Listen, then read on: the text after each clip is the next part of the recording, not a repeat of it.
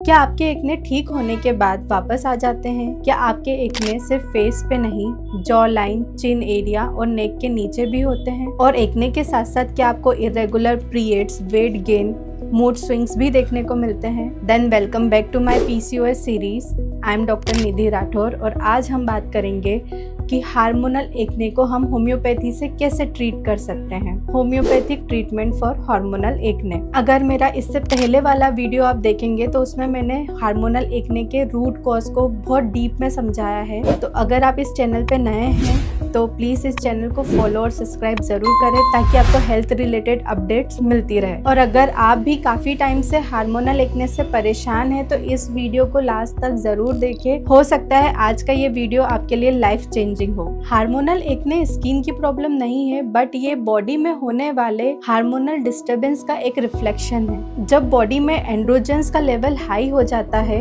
Insulin control में नहीं रहता, ओवरी और थायराइड के हार्मोन डिस्टर्ब हो जाते हैं और स्ट्रेस हार्मोन हाई हो जाता है, तब ऑयल ग्लैंड्स ओवर रिएक्टिव हो जाती है और पोर्स के अंदर इन्फेक्शन हो जाता है। और इसीलिए हार्मोनल एक्ने ज्यादा पेनफुल होते हैं, डीपर होते हैं और किसी भी तरह के स्किन क्रीम या लोकल एप्लीकेशन से कभी भी परमानेंटली ठीक नहीं होते हैं। तो सबसे पहले समझते हैं कि हार्मोनल एक्ने में क्रीम या कोई भी लोकल एप्लीकेशन टेम्पररी रिलीफ तो देता है, लेकिन वो परमानेंट क्योर क्यों नहीं कर पाता। बहुत सारे पेशेंट ये गलती करते हैं कि वो फेस का ट्रीटमेंट तो करवाते हैं लेकिन बॉडी का नहीं करवाते। क्रीम्स आपके एक्ने को या पिंपल को टेम्पररी सुखा देता है, रेडनेस, स्किन इन्फ्लामेशन को कम कर देता है, लेकिन हार्मोन्स को टच तक नहीं करता। और इसी वजह से जब तक आप क्रीम यूज करेंगे तब तक आपका स्किन क्लियर रहेगा, लेकिन जैसे ही आप क्रीम यूज करना बंद करेंगे एक्ने वापस आ जाते हैं और उनकी सीवियरिटी और ज्यादा बढ़ जाती है, क्योंकि लोकल ट्रीटमेंट या क्रीम्स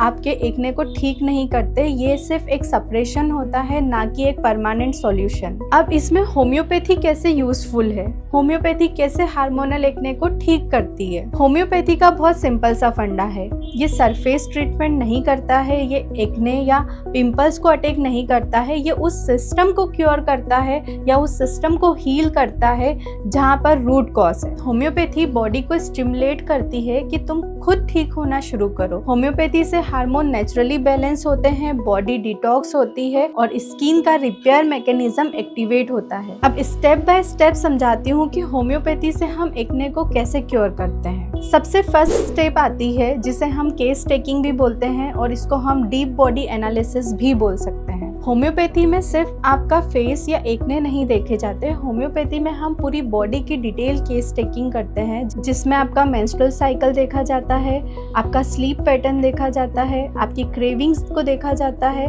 आपके मेंटल सिम्टम्स को देखा जाता है, आपके फिजिकल सिम्टम्स को देखा जाता है और आप इमोशनली कितने स्ट्रांग हो ये देखा जाता है, आपकी विल पावर को देखा जाता है। और ये सब कुछ इसलिए देखा जाता है क्योंकि हार्मोन सिर्फ ब्लड में नहीं होते, हार्मोन्स आपके नर्वस सिस्टम और इमोशन से भी कंट्रोल होते हैं। Step second, hormonal rhythm reset या फिर हार्मोनल बैलेंसिंग। हार्मोनल एक्ने का मेन कॉज होता है बॉडी में हो रहे हार्मोनल इम्बैलेंस। होम्योपैथी इस इम्बैलेंस को स्लोली, सेफली और परमानेंटली रीसेट करती है। इसका रिजल्ट ये होता है कि पीरियड्स ग्रेजुअली रेगुलेट होने लगते हैं, ओव्यूलेशन टाइम पे होने लगता है, ऑयल प्रोडक्शन कम होता है और एक्ने साइकिल ब्रेक होता है। Step third, gut and liver healing. जिन लोगों ने मेरा इससे पहले वाला वीडियो देखा होगा वो लोग समझ चुके होंगे कि एक्ने में लीवर और गट की हीलिंग कितनी ज्यादा जरूरी है।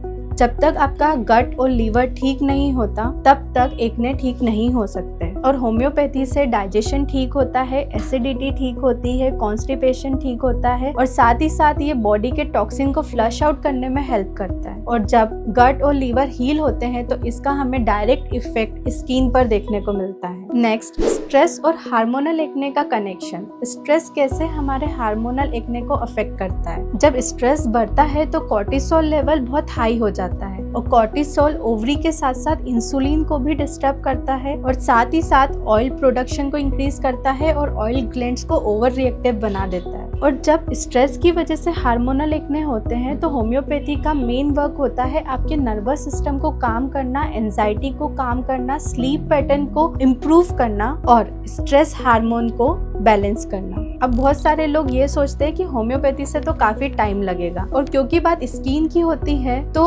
आप इम्पेशेंट हो जाते हो और आपको जल्दी जल्दी रिजल्ट चाहिए होता है, इसीलिए आप कोई भी क्रीम यूज़ कर लेते हो या लोकल एप्लीकेंट यूज़ कर लेते हो, जिसकी वजह से आप अपने एक्ने को सप्रेस कर देते हो। लेकिन ये क्रीम और ये लोकल एप्लीकेशन आपकी स्किन को और ज़्यादा वर्स कर देती है, आपके स्किन के टेक्सचर को चेंज कर देती है, आपकी स्किन की क्वालिटी को ख़राब कर देती है, क्योंकि सप्रेशन और टेम्पररी रिलीफ में और परमानेंट क्योर में एक अंतर होता है।